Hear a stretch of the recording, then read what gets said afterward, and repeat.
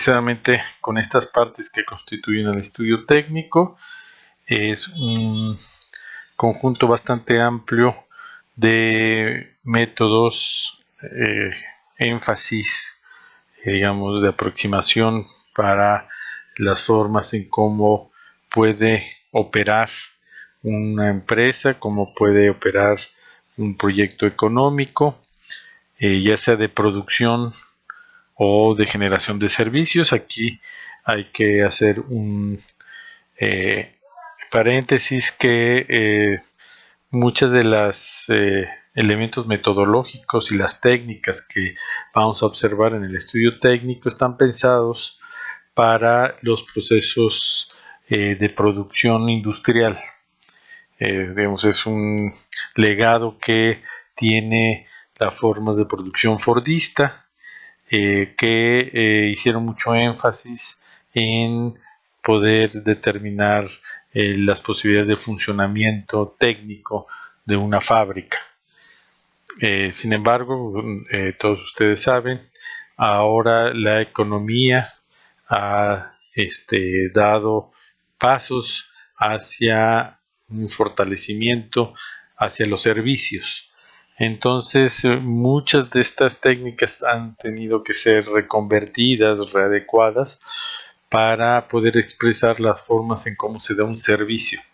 Entonces, bueno, a veces es más fácil, a veces no es tan claro, pero bueno, aquí vamos a tratar de dar un panorama amplio y en los proyectos que ustedes tienen, pues van a tener la oportunidad un poco de ver cómo se adecuan cada una de estas partes que constituyen el estudio técnico. Entonces, el primero que vamos a trabajar es la determinación del tamaño del proyecto, después el análisis de la localización, la ingeniería del proyecto sería el tercero, sobre todo haciendo énfasis en el proceso productivo, en la generación de los servicios, y finalmente la última etapa sería el análisis administrativo y organizacional. Como en los otros estudios que vamos a estar viendo, la idea es que estas exposiciones puedan hacer un panorama general de lo que se aborda tanto en textos como en procedimientos para elaboración de proyectos. Es un panorama general que tiene ciertamente muchos elementos que se pueden profundizar, pero que para efectos del taller vamos a trabajar de forma muy sintética, tratando de que ustedes conozcan los elementos principales y puedan relacionarlos con su proyecto. Entre ellos está pues lo que se llama el tamaño del proyecto. Aquí digamos se tiene el objetivo de determinar la capacidad instalada óptima en relación al segmento de mercado definido. Y aquí, bueno, aquí aparece un tema que va a ser recurrente no solamente en este estudio técnico, sino en los estudios posteriores, que es la vinculación de la información que ya se está generando dentro de primero el estudio de mercado. En el estudio de mercado nosotros vamos a delimitar ya el segmento de mercado, y con esto, pues con esta información, pues ya tenemos digamos, en principio elementos como para empezar a tratar de determinar este tamaño. Además, bueno, aquí hay otras informaciones que se van a ir generando y que también ya hemos estado también haciendo referencia. Por ejemplo, en el perfil ya se tenía una inversión tentativa. Aquí vamos a empezar a trabajar con ella, sobre todo a la hora de ver el equipamiento y la fuerza laboral, que también hay una primera aproximación. Entonces aquí el tamaño ya empieza a conjuntar pues estas diferentes informaciones que se están generando tanto en el perfil como en el estudio de mercado. Y bueno, para determinar el tamaño de un proyecto hay, digamos, una serie de criterios, son criterios generales que tienen que ser adecuados a cada uno de los proyectos que se quieran evaluar, pero en principio estaría determinado por la cantidad que se pretende producir, que está entonces relacionado con el segmento de mercado y con el comportamiento de la demanda. Un segundo elemento que nos genera estos criterios, pues es el proceso productivo del bien o servicio, que aquí empieza a surgir información sobre los insumos, las operaciones, los productos que se van a tener, el canal de comercialización que ya también estamos ubicando desde el estudio de mercado. Un tercer elemento sería los equipos y maquinaria, que implica que nosotros veamos qué tipo de tecnología, qué tipo de equipo, si es nuevo, usado, reacondicionado, en fin, y qué costos tienen estos y las alternativas. Entonces, con esto y junto con los tiempos de producción que pensamos que vaya a tener nuestra empresa, nuestra actividad económica, la cantidad de turnos, si es uno, dos, puede haber hasta tres en algunas fábricas, y la fuerza laboral. Entonces, con estos criterios tenemos posibilidades de definir con más claridad pues qué es lo que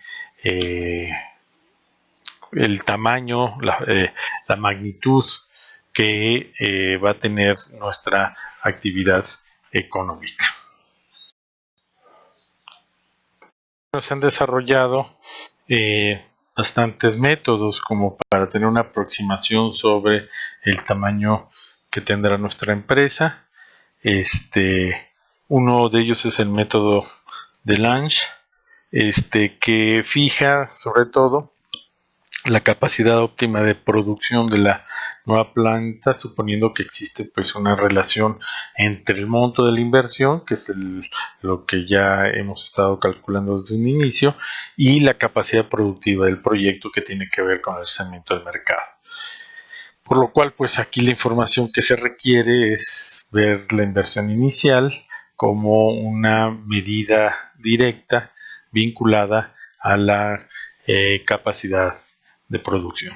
Un segundo método es el método de escalación, que determina también la capacidad óptima de producción al considerar la capacidad de los equipos disponibles en el mercado, y con esto pues poder analizar las ventajas y desventajas de trabajar cierto número de turnos de trabajo y horas extras. En fin, estos son métodos, son parciales, porque depende mucho de la información, del tipo de proceso que se esté realizando, pero bueno, con esto queremos señalar que cada uno de estos, digamos, etapas y partes que constituyen el estudio técnico, pues siempre tiene métodos con los cuales trabajar. Aquí pues hay una referencia siempre obligada, que es el tamaño de empresas que son definidas por los gobiernos federales. Esto se publica cada año para tener un criterio sobre todo de políticas públicas de apoyo a la micro, pequeña y mediana empresa. Aquí vemos en la tabla algunas de estas características en términos de si es de la industria, se dedican al comercio o los servicios, pero bueno, esto puede ser importante, sobre todo a considerar ya teniendo claro qué tamaño tiene la empresa, porque pues evidentemente muchos de los financiamientos gubernamentales, también algunos financiamientos de la banca privada, pero y sobre todo las políticas de financiamiento que tiene el gobierno federal y gobiernos estatales, pues se remiten a esta clasificación. Recordar que ahora con lo de la pandemia, una de las políticas de apoyo al pequeñas comercio, las pequeñas empresas, se basa precisamente en esto, en pequeñas y microempresas que se les van a dar hasta 25,000 pesos. Y bueno, con esto ya tenemos también una referencia como para qué sirve hacer esta determinación del tamaño de una empresa. Ahora, el siguiente, digamos, parte del estudio técnico es la localización. La localización pues siempre es una preocupación, sobre todo en empresas nuevas, empresas que requiere saber dónde está, pues dónde va a estar mejor localizada una empresa. Siempre es una preocupación que sale a la luz en cualquier inicio de proyecto. Y pues lo que se refiere entonces ahora con localización, pues es un conjunto de criterios de ubicación que permiten una mayor rentabilidad del proyecto y costos unitarios mínimos del producto o servicio. Y esto va a ser fundamental porque pues, de eso va a depender la vida, las posibilidades de continuidad, de seguir con vida en un entorno muy competitivo para muchas empresas. Esto, pues, como lo vimos al inicio del taller, pues hay una gran mortandad en las MIPYMES. Entonces, tener información, tener claridad dónde son los mejores lugares para instalar esta empresa, pues también nos va a dar ventajas respecto a otras empresas. Y bueno, hay muchos factores que nos ayudan a ubicar la mejor localización. Y sin embargo, pues estos factores dependen del proyecto mismo, ¿no? Estos son factores generales y lo que debemos de hacer cada vez que proponemos un proyecto o que evaluamos un proyecto es ver cuáles son los factores que están directamente relacionados con el buen funcionamiento del proyecto. Y bueno, aquí vemos varios, todos pueden tener mayor o menor relevancia, depende el proyecto que nosotros estemos analizando, que van desde los medios y costos de transporte, la disponibilidad de fuerza de trabajo, también sus costos, aunque pues digamos hay un salario mínimo, hay ciertas regiones del país donde se paga para ciertos servicios profesionales una cantidad mayor respecto a la de otros lugares. Si hay cercanía de las fuentes de abastecimiento de materias primas, de insumos, de suministros, si está cercano al mercado final, el costo y la disponibilidad de terrenos. Digamos, esto es muy claro en las grandes ciudades donde pues hay estar en una zona que tenga, donde tengan un mejor acceso a los posibles clientes, pues también implica un costo mucho mayor de pago de rentas, o a veces no hay ni siquiera la posibilidad de tener esos espacios. Entonces, bueno, también está la topografía de suelo, depende para qué tipo de proyectos, la disponibilidad de agua, energía y otros suministros, y ahora cada vez más importante, las telecomunicaciones, internet, y lo sabemos en esta época de pandemias donde pues ha tomado un papel central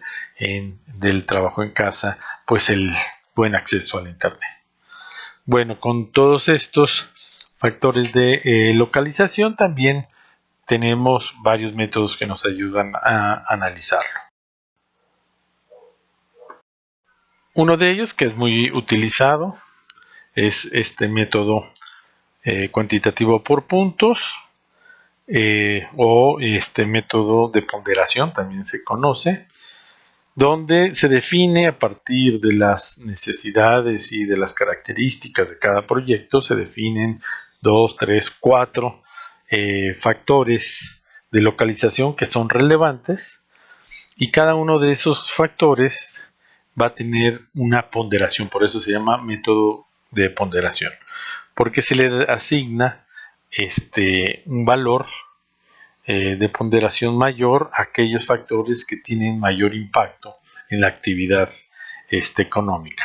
Aquí en el ejemplo que ustedes pueden ver, se ve el salario como un factor que es muy importante. El 50% de, digamos, de los elementos a considerar para esta localización dependen de del salario. Este es un ejemplo.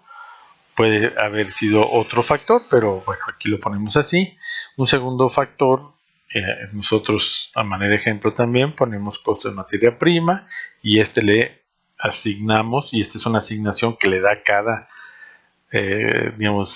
responsable de elaborar el proyecto por el conocimiento que tiene de estas actividades. Aquí se les dio un 30%. Y finalmente, un tercer factor que nos ayudaría a decidir sobre diferentes tipos de lugares, pues sería el costo del transporte, que le damos menos valor con un 20%. Noten que la suma de las ponderaciones siempre tiene que ser 100% para que haya una coherencia en los cálculos. Y bueno, lo que tenemos es, ante estos factores, nosotros tenemos que seleccionar el mejor lugar para lo que nosotros queremos producir, para lo que nosotros queremos vender. Es un método entonces cuantitativo que nos permite seleccionar la mejor opción de lugar frente a varias alternativas o varias oportunidades. Y esto pues nos va a permitir tomar decisiones con mayor certeza sobre esto. Y lo que se hace pues se convierten cada uno de los valores de salario, costo de materia prima y costo de transporte en valores porcentuales, y finalmente pues se sacan las sumas de estos porcentajes y se ve cuál es el total de cada uno para ver quién es el que incurre en menos gastos y menos costos, que va a ser el que vamos a seleccionar. Entonces, para profundizar esto, vamos a tener un ejercicio en la plataforma para que ustedes vean cómo se realiza esto. Esto es bastante común, están también muy referido en los textos, pero lo que yo quería llamar la atención de ustedes es que también para la localización hay diferentes métodos que se pueden aplicar para definir el mejor lugar. Bueno, en su caso, todos los proyectos ya están ubicados perfectamente, entonces no hay ningún problema al, al tratar de ubicar, porque ya está, digamos, delimitado dónde van a estar los proyectos. Y bueno, pasamos a el otro tema, que es el de ingeniería de proyectos. Esta ingeniería de proyectos representa un conjunto muy importante de técnicas, de posibilidades para analizar el funcionamiento de procesos productivos. Y pues ahora tenemos la oportunidad de dar algunas referencias sobre esto, porque bueno, esto en carreras como ingeniería industrial pues representa tal vez 1 o 2 hasta 3 trimestres o semestres en algunas carreras, donde se ve con detalle cada elemento que surge en ingeniería de proyectos. Evidentemente, aquí es un primer acercamiento, y este acercamiento además está referido a proyectos que ya están, digamos, diseñados. Entonces, pues lo que vamos a tratar de hacer es retomar algunos de estos ejes que vamos a mencionar para ver, para conocer el funcionamiento de la actividad económica que estamos evaluando, y saber las características principales. Entonces, bueno, ingeniería de proyectos está referido a esta digamos, etapa de diseño del proceso de producción o generación de un servicio para que sea más eficiente y óptima, logrando pues la mejor combinación posible de insumos, maquinaria, recursos humanos para obtener pues el producto deseado, ya sea bien, un bien o un servicio. Entonces, bueno, vemos algunos de los elementos. En principio, pues tenemos que conocer perfectamente lo que se conoce como el proceso de producción o la generación del servicio. En términos generales está formulado así, es decir, se parte de un estado inicial, hay un proceso de transformación para obtener un producto final que puede ser parte de una cadena más amplia, digamos si es una empresa como de forma de maquila, o ese producto va a iniciar todo un proceso de una cadena de comercialización que lo va a llevar a otros lugares, que depende entonces de estos canales de comercialización que hemos definido, o el producto final puede ser comprado directamente por nuestros consumidores. Aquí entonces, digamos, marca el cierre de una etapa productiva, que es la que tenemos que conocer eh, sumamente al detalle. Y bueno, estado inicial, proceso de transformación y producto final nos ayuda a caracterizar un conjunto de elementos de la producción y generación de un servicio. Y bueno, el estado inicial entonces está referido a lo que requerimos para la producción o para la generación del servicio.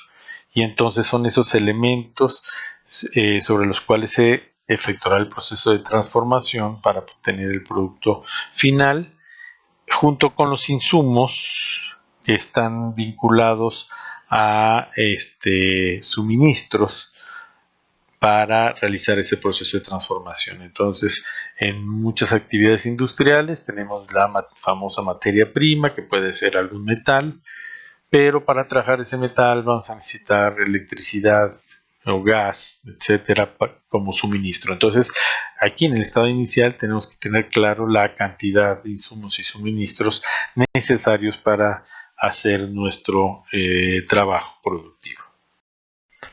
Y bueno, ya teniendo estos insumos y suministros, pasaríamos propiamente al proceso de transformación, en que se incluye un conjunto amplio de operaciones que realiza el personal, maquinaria, equipamiento para poder tener el producto final, y que incluye pues una serie de equipos, instalaciones, que son necesarias para el proceso de transformación. En este ejemplo que estamos reseñando del trabajo con algunos metales, pues vamos a requerir tal vez un troquelador o un torno, etcétera. Estas máquinas que le van a dar una transformación al metal y lo van a convertir en un producto útil, que puede ser un tornillo,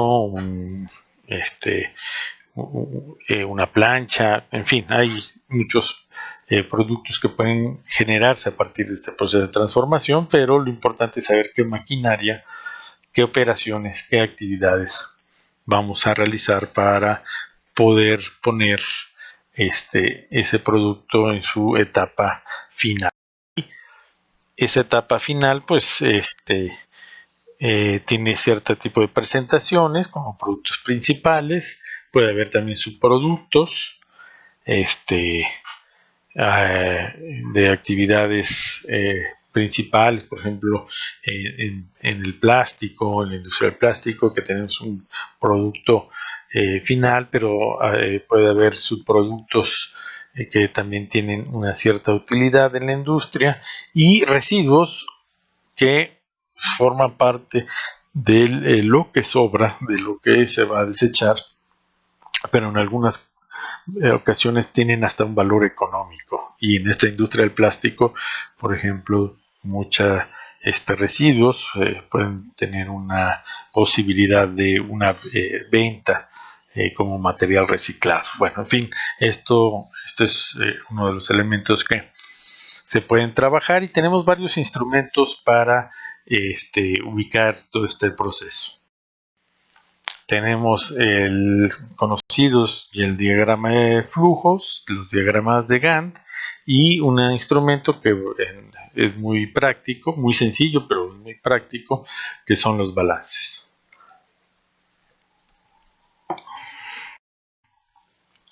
Y bueno, los diagramas de flujo vienen, digamos, de esta herencia que tienen en la ingeniería de proyectos, la producción industrial y la producción fordista, digamos, donde pues es un diagrama que muestra una secuencia cronológica de operaciones para la producción de un bien o servicio, incluyendo diferentes actividades, inspecciones, margen de tiempo, materiales que se van a utilizar, ¿verdad? Desde la llegada de la materia prima hasta el empaque o arreglo final de un producto. Esto es muy característico de estas cadenas de producción fordista, donde teníamos que tener claro los tiempos, los materiales, porque eran cadenas, o son cadenas, porque eso todavía sigue, interminables, donde no puede parar la producción. Y veamos algunos símbolos que se utilizan. Ahorita también vamos a ver una gráfica donde pues vamos a poder reseñar parte de los procesos de transformación que tienen los materiales o los elementos con los cuales vamos a dar algún servicio. Y bueno, aquí está el ejemplo, un ejemplo desde un inicio, por ejemplo, aquí son unos tornillos que se tienen que hacer un torneado, las inspecciones, transportar, mandarlos al almacén, embarcarlos en un almacén, etcétera. Y aquí se ponen también los tiempos. Esto es muy importante: cuánto tiempo tiene que hacerse el torneado para 1000 tornillos o para 2000 tornillos, cuánto tiempo se le dedica a la inspección, en fin, también tiene que tener sus tiempos. Y formalmente también tiene que tener pues la materia prima, cuánta cantidad de metal se tiene al inicio, cuántos tornillos van a salir al final y cuántos de desperdicio vamos a tener en todo el proceso. Bueno, también hay otros diagramas que nos ayudan, que tienen que ver también con estas modificaciones de las formas productivas, que se llaman postfordistas, toyotistas, en fin, hay varios apelativos a las nuevas formas más flexibles de producción que requieren otra lógica de armar diagramas.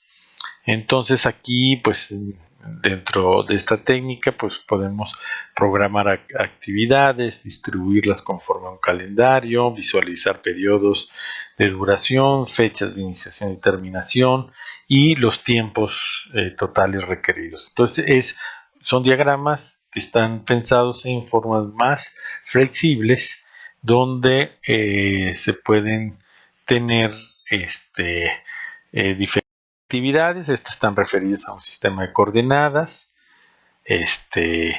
donde pues se ponen bloques. Vamos a ver ahora el ejemplo. Este bloque o estos rectángulos están referidos a a la actividad que se va a realizar. Se ponen diferentes tipos de tareas, se ponen colores para definir la prioridad de cada tarea. En fin, ahorita vemos algún ejemplo de este diagrama de Gantt, que de todas maneras vamos a poner lecturas de apoyo para si tienen interés en reforzar estas formas de comprender o de expresar más bien el proceso de transformación, pues pueden consultar estos documentos. Y bueno, aquí vemos un ejemplo de diferentes tareas que son cumplidas, algunas en paralelo con otras, y en otras ocasiones se incorporan las diferentes actividades para culminar finalmente con el bien o servicio que se quiere realizar.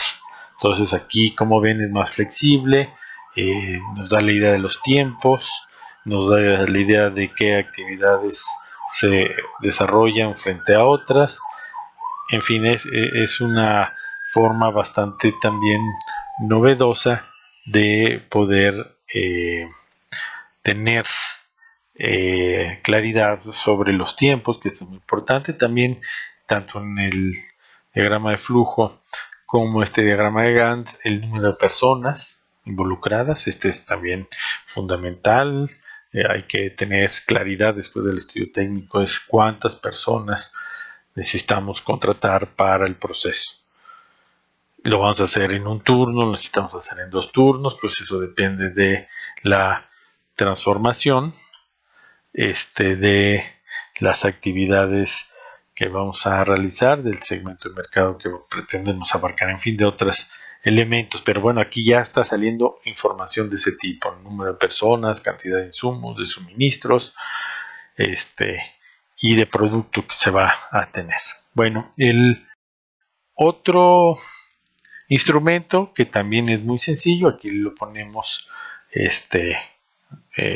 para que tengan esa referencia, son los balances. Los balances es un listado, prácticamente un listado de seguimiento de la cantidad de material, cuando es para insumos y suministros que se requieren, que está vinculado a la unidad de medida, a unidades de medida, cantidades, precios y precios totales. Entonces sí, para la fabricación de tornillos, de clavos, en el ejemplo que hemos estado abordando, pues necesitamos tal cantidad de acero, tal cantidad de hierro.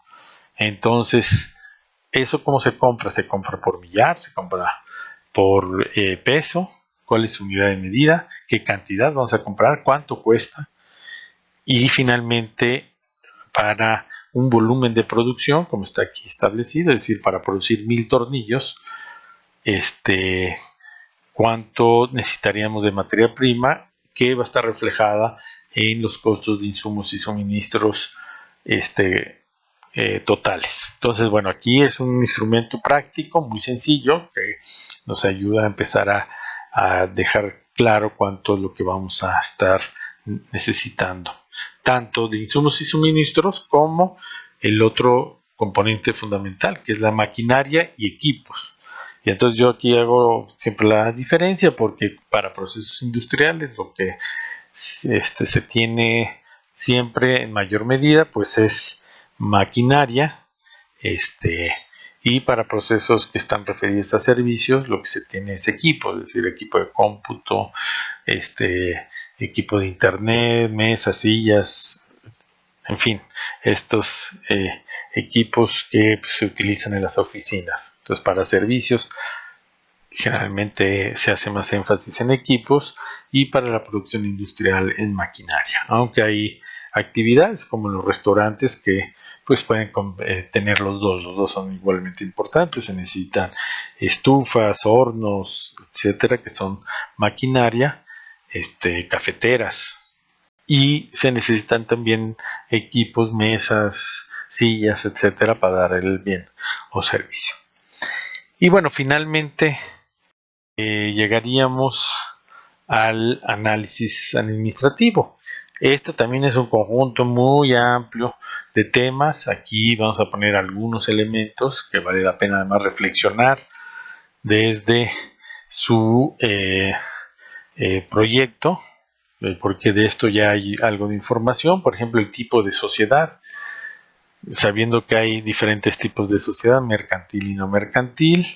Esto también es parte de lo que hay que estar investigando, no solamente lo que el proyecto mismo se establece como, como sociedad, sino también estaría bien buscar los diferentes tipos de sociedad que hay.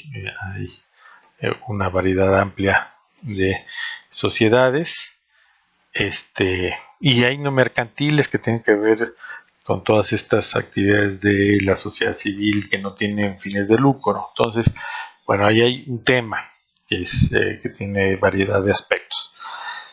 El siguiente tema pues son los trámites y procedimientos normativos. Esto también es parte de la elaboración del proyecto. Hay actividades económicas, lo vamos a ver. No podemos olvidar que se tiene que hacer una manifestación de impacto ambiental para grandes proyectos. Tenemos que conocer la ley, ¿verdad? Los diferentes procedimientos normativos que nos van a regir. Pero esto cuenta para los grandes proyectos como para las pequeñas empresas. Las pequeñas empresas tienen que tener muy claro qué es lo que necesitan para abrir, que realmente es después un procedimiento algo complejo y engorroso. Y bueno, si es un restaurante, pues hay ciertos trámites que tienen que cumplir. Si tienen que ver con la salud de esa empresa, pues también. Entonces, bueno, esto es muy importante. Otro elemento a considerar es el marco tributario, los impuestos y derechos que pagan las empresas. Y bueno, si bien no se han abierto nuevos aspectos de cobro de impuestos en los últimos 2 años, de todas maneras las empresas de México tienen que considerar un montón de pagos, impuestos sobre la renta, el IVA, impuestos al salario, en fin, hay varias cosas que tienen que pagar las empresas, las tienen que tener claras, ¿verdad? Hay algunas actividades económicas como la minería que también tienen que pagar derechos especiales, o el impuesto sobre bebidas alcohólicas, o en fin, hay que también pensar el proyecto que estamos proponiendo y entonces qué tipo de impuestos especiales pueden estar también teniendo que pagar respecto a otras actividades económicas. Y bueno, aquí viene todo un tema, entonces, cómo se organiza la empresa, que creo que cada vez se hace un aspecto más fuerte en esto. Es decir, no solamente es el organigrama tradicional, sino que en las formas flexibles de organización de las empresas, pues incluyen un montón de factores de cómo se organizan las relaciones de mando, las relaciones de responsabilidad, el peso que debe tener el personal administrativo frente al personal productivo. Y bueno, hay bastantes cosas que podemos profundizar en los proyectos. Además, pues hay que empezar a conocer cuál es lo que se está proponiendo cuando opere, no cuando se construya, que esa es una etapa en la que va a requerir mucho personal. Pero queremos saber, cuando opere ese proyecto, cuánta gente se requiere, cuántos trabajadores y cuántos administrativos, ¿verdad? Cuántos gerentes, jefes de producción, estos mandos medios, respecto pues a la cantidad de personas profesionistas que van a estar involucradas. Aquí está también todo el tema del outsourcing, que cada vez tiene un peso muy importante en la planeación de las actividades de una empresa. Y bueno, de los puestos y funciones que se deriva de estas formas de organización de la empresa, también hay que tener claridad para poder entonces saber qué tipo de personas, de trabajadores vamos a contratar, ¿no? Que deben de saber y en qué puestos van a estar asignados. En fin, bueno, este es un rápido repaso de los elementos que tienen que ver con el estudio técnico. Como ven, son temas que nos ayudan a tener un acercamiento a una labor que puede ser algo compleja, que está requiriendo mucha información, pero que también nos va a generar muchísima información. Y bueno, yo nomás les invitaría a que estén atentos a las tareas que vamos a dejar para que este jueves ya elementos propios de los proyectos. De todas maneras, estamos dejando una serie de documentos que nos pueden ayudar a precisar algunos de los temas que pueden haber dudas. Y bueno, de todas maneras, el propio jueves podemos resolver si es que se mantienen estas dudas. Pues sería todo por la sesión de hoy.